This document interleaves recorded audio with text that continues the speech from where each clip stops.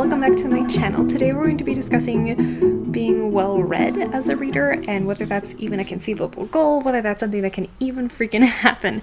I've always had a dream to be well read. Like, I have this vision in my mind that there's going to be some situation where, and I don't even know the specifics of what the situation would entail, but somebody says something and I have the perfect quote from probably Shakespeare or some other or maybe Plato, just something really smart that I say, and everybody's oh, so impressed, wow, that chick is smart, she knows her stuff, and I don't even know under what circumstances this would arise, but I have this dream in my head that that's what's going to happen. And in order for that dream to be fulfilled, I need to read these thousands of books so that I have the perfect quote for the perfect moment. And I mean, in literary terms, we call that being well read. But the more I dug into what does it mean to be well read, the more I decided that this is kind of a bunch of hogwash and it's kind of an impossible goal. So let's dive into that. So this kind of came to the forefront of my mind when I was looking at the Rory Gilmore Reading Challenge. It's a list of about 339 books, I think, and I was glancing through the list and looking at all of them and being oh, hey, I've read maybe 5% of the books on this list. And I would love to have read all of them. That way when I watch the Gilmore Girls, I know what's going on, I know what's being referenced, I know what's being talked about. But as I was going over the list, I realized that there were many different types of books on that list. So there are definitely your stereotypical classics like Shakespeare and Moby Dick that she's reading when she first meets Dean, and How to Kill a Mockingbird. But then it also lists autobiographies of modern people. I think she reads the autobiography of Hillary Clinton at one point. And then she also, they talk about Harry Potter, and How the Grinch Stole Christmas. So there's just all of these books from all over the world. So it's kind of a blend of classics and a blend of pop culture, and it's just, well, I mean, that's kind of how the Gilmore Girls works. But I fully intend to make my way through this list of books because I love Gilmore Girls and I want to have read everything, and what Rory considers to be well read is just part of my goals. Except that the more I dig into this, the more I don't know how much being well read means that you've read everything on a specific list. So, for instance, the Gilmore Girls list includes 2 of the Harry Potter books, the first one and the 4th book, which makes me wonder if there are more holes in the list, because, I mean, can you consider yourself well read if you've only read the 1st and the 4th books of Harry Potter? Does being well read mean that you've read pop culture?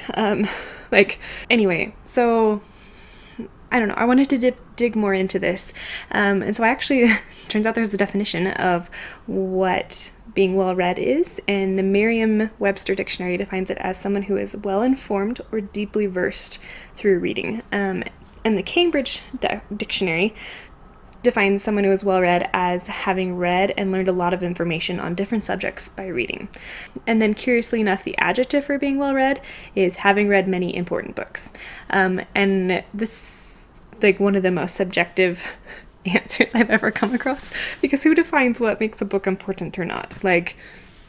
Probably your profession and your interests, because for example, my husband is an accountant, and the books that are important for him to read are not important for me to read, because it's important for him to pass CPA exams and to read the literature surrounding CPA exams, to read the test booklets. Is not important for me to read that. I don't care. And I'm sure that applies to many different situations in life. So does being well read mean that you know everything about every subject possible? And is that even possible? And is that something that we should even be trying to go for or achieve or accomplish in our life? There's just a lot to unpack here.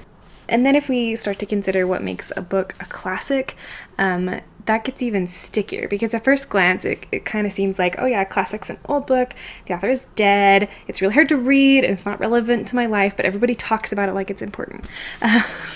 And I mean, if we're gonna have a list of books that are classics,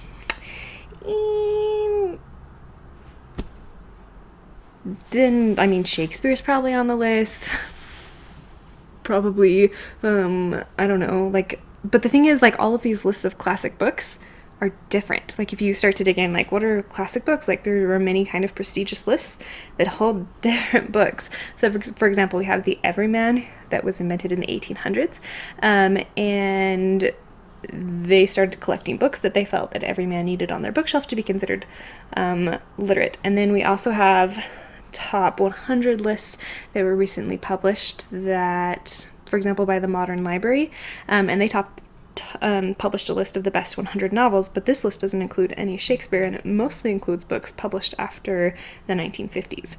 And it seems a little prestigious to assume that all the best works have been written after the 1950s and nothing can be included before then, but it also, on the other hand, seems prestigious to assume that books written before the 1950s being the modern era, only books written before then and have proved their test of merit, that they're the ones that are considered classics and that we should be reading them and studying them deeply. There's just kind of an odd breakdown when you dig into what makes a classic. I mean, my favorite quote on what makes a classic comes from Mark Twain in his book Following the Equator in 1897, and he said, "A classic is a book which people praise and don't read." And having been an English major and talked with other English majors, I think that's the truth. We tend to get in these wars of like, well, I've read Gone with the Wind, and other people are like, well, I mean, Gone with the Wind was fun, but like War and Peace is where it's really at. And other people are like, well, I didn't find that much of a challenge, so, you know, I read the Odyssey in its original Grecian language. Like, but like all these conversations, they just talk about having read the book, and they don't talk a whole lot about the impact that these books could and should be having. Like when people discuss Harry Potter, they talk about the impact that it has on their lives and things that they're pulling from the narrative that impact how they view things, and connections that they're making with the characters and also the people in the world around them. And sometimes people talk about classics in that way, but sometimes they don't, and it just becomes a challenge war of, oh, well, I've done this and you haven't done this, so that makes you not as smart as me. And that's a dumb, like, it's dumb. I don't like that, probably because I can't win those wars, and maybe that's why I don't like it. But I also don't think that on just an intellectual value that's a great, like, I don't think it's a good idea just to read books so that you can pull that gun out of your sling and be like, psh, yeah, War and Peace, I got that one, what do you got? Like, like it's not a duel. Anyway, so all I'm saying is that the lists of classics don't line up.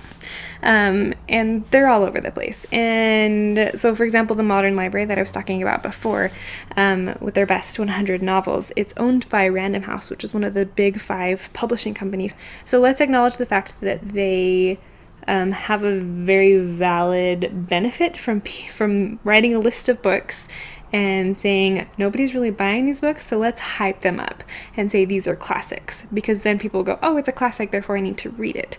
I think we should be a little bit wary of that, especially because when you look through the list of the Modern Library, the best 100 novels that were published, lots of people have a lot of really valid concerns about these. Because, like, for example, the most popular book on that list is Ulysses by James Joyce, which is a theological novel, as far as I understand. I haven't really had dug too much into what that one's about. But most of the people on their list are American or British authors, and most of them are men. But surely classics have been written by women and by people of color and in different ages and in different cultures. I'm sure there are classics that come from Asia and from Africa and from Australia, and I don't know what they are, and that bothers me that I tend to know the Western canon of literature and then some Russian authors, but I don't know world literature really well, and that's not a subject that gets talked about. Like, where are the classics for people now? Where are the classics written by women? And if that's interesting to you, there's also a top 100 works of world literature, which is a lot more diverse, and it's thegreatestbooks.org. I'll leave links down below about it, talking about it. Anyway, there's also another works, 100 top books for people of color, and then also 100 books of modern classics, also books that are written just by women. So we have to kind of maybe expand our definition of what a classic is, and it's not just something that was written in the 1850s by an old white guy. But then does that mean anything can be classic? Does that mean, like, what does that mean? But even if we ignore the fact of what is a classic and we just go based off of the things I just listed, and we list the Rory Gilmore Reading Challenge, we read the top best 100 novels, we read top works of world literature, top works by people of color, top books by women, and then modern classics, like, that list alone is about 100 or 859 books. Like, that's it. And if I took that list of 859 books and decided to read one book every 2 weeks, which is not really reasonable for me, but assuming that, like, if we said that, because I usually take a much longer time to read classics, but if we say, okay, 2 weeks, I'm going to read a book every 2 weeks, it would take me 31.9 years to finish all the books on this list of 839 books. And I think there's an argument to be made that there are thousands of classics, and so how does one become truly well read if you can't read a book more than once, or you only spend time focusing on reading this like list of classics, and you want to make sure that you get the list right, but you're losing time if you don't start reading, like and even if I could read a book every 2 weeks for 31.9 years, I wouldn't really be well read, because I've been focusing exclusively on texts that are already written, and the publishing industry publishes anywhere from 600,000 to 1 million books, new books every year, both from the big 5 publishing companies, self-publishing, like, there's just so many new books being released. And if I spend the next 39 years only focusing on books that have been published in the past or before the 2000s, I'm going to miss all of the pop culture that's coming forward. I'll miss the new Hunger Games, the new Harry Potter. Like, Harry Potter and Hunger Games have impacted our culture and society so much from this point on, and so I still wouldn't be well read because I wouldn't know my own culture and pop culture, and like, I don't think that's valuable either, just to be able to say that I can converse coherently about books written in the 1850s and Plato, and that's not well read in my mind. So just by the fact of reading these 859 books, I would fail to be well read because I'm not reading the new things that are coming out. Which brings us to the problem of being well read. Melissa Gowdy, I believe is how you pronounce her last name. I'm not great with last names, guys. You know this. She published an article on what you need to know about being well read. And this is a fantastic article. It's pretty short, and I'll leave the links down below. And in it, she kind of points out that just because you can list off a bunch of facts about books that are classics doesn't really make you knowledgeable, because there are thousands of books on thousands of subjects that don't have to do with works of fiction or autobiography in nature. So, for example, we have books on politics and economics, social justice, history, religion, botany, cooking, crafting, whatever. Like, there are literally hundreds of subjects of things, and if you wanted to read all of those books, it will take you the rest of your life. Christina Hartman said, if you are a truly well-read person, you will never feel well-read, which I think is probably a great way of approaching this subject. So if you're like me and you come to the point of this conversation, you might be feeling a bit discouraged right now, because the task of being well-read is kind of impossible. You're always going to end up in a room with a group of people who have more knowledge on some subject than you do. And that's good, because you're supposed to be, like, if you're the smartest person in the room, you're in the wrong room. You're not going to be learning a whole lot. Like, you need to be engaged with people who can challenge you and can bring new insights into your life. So my first inclination when I learn all of this is to kind of curl up and forget the whole idea and pretend that it never happened, and we'll just pretend that being well read is just not a thing. But the more I examine that, the more that doesn't make sense, that reaction, because I want to be well read for the wrong reason. I want people to be impressed with me. I want people to say, wow, that girl is so brilliant. That scenario where people look at me and go, dang, that girl is so well read. She can quote Shakespeare. I mean, I've never encountered a situation where I was like, dang, I have a perfect Shakespeare quote for this moment. Like, that just hasn't happened to me. But maybe it's because I haven't studied Shakespeare enough. I don't know. I just want adoring fans, okay? I want people to admire me, and now that I know that it's impossible to read all these things and this dream can't happen, it makes me feel like I have fallen short and that I will always fall short. But that means I've missed the entire point of reading to begin with, because I didn't start reading because I thought it would make me sound impressive. I started reading because it was fun and because it provided a way for me to experience things I couldn't do in my average everyday life. Clinton Fattyman, link down below, said something along the lines of, when you reread a classic, you do not see more in books than you did before. You see more in you than there was before. And this quote kind of sums up what makes a classic to me in my mind. I want to feel something when I read books. I don't want to read them just because I feel like I have to read them. I want the book to change me. I want it to change the way I am. I want it to change the way I treat people, the way I parent, the way I move through the world. I want to be challenged in my thoughts and forced to debate uncomfortable topics so that I know where I really stand. I want to read classics because I really legitimately want to think about Shakespeare and Tolstoy when I'm cleaning toilets at work and driving on the freeway. I want their works to apply to me and affect me because they are relevant to me, which is kind of the promise of a classic, that it's relevant to most people in most situations. I don't want to read so that I can have the perfect thing to say to impress people. That's too much pressure to place upon myself. And so with that frame of mind and looking at it and saying, oh, maybe I should be reading because I love reading. There was a question that came into the Paris Review, which is a newspaper, I believe. It might be a magazine. I didn't do my research on that. But it's a magazine, it's a media outlet. I'll go with that. It's a media outlet that reviews magazines and movies and books. And a question came into the editor from somebody who had grown up in a cult in the southern states in the United States. I'm not sure. He didn't really say what state he'd come from. Anyway, he asked one of the editors, what books do I need to read to educate myself and broaden my horizons? And Jeremiah Sullivan had a great reply. I love this response. He said, don't fall for the inferiority and superiority racket. We are not on a ladder here. We're on a web. Right now you are experiencing a desire to become more aware and more sensitive to the other strands.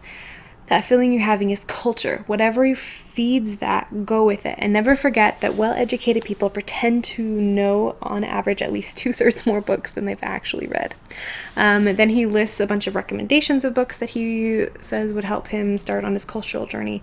And then he finished up after this long list of books he would recommend, and he said, ignore all of this and read the next cool-looking book that you see lying around. It's not where you start so much as that you don't stop. And I love that, like looking at books as a list of things that I have to do to become this educated, poised, elegant person makes it feel so overwhelming and daunting that I don't want to continue reading. And I love reading, and I don't want that to be the reason I stop reading. I can't control whether people think I'm educated, and quite frankly, I don't really want to be focusing on that anyway. In the end, being well-read and well-educated are kind of subjective terms. Now, I kind of know myself pretty well. I could definitely force myself to read classics every day for a while. I might even get like 3 or 4 months of reading a classic every day, but that would cause a reading slump and then potentially destroy my love of reading if I have all of these goals that don't make sense for me in my situation. I despise doing something. If I despise doing something, I'm going to stop doing it. I have to want to do something. I have to be interested in it, which means I have to read the things that I'm interested in reading. And if that means that I'm interested in reading a thriller novel today and Tolstoy tomorrow, then that's kind of what that means. I can control the fact that I read or listen to audiobooks. And in the end, that's kind of all I can control. I can't control whether people think that I'm well-educated and well-liked because I'm well-educated and well-read. I can only control and enjoy reading things that interest me. I can take notes, and I can allow myself to change as I become more aware of ideas and experiences that are beyond me and that I will not experience for myself. That is something I can do, and there's no pressure there, and that's exactly what I plan and intend to do. I hope you have enjoyed this video essay, and let me know what your thoughts are on being well-read and how likely that is for you in your own life and whether you agree or disagree. I'll see you next week. Bye!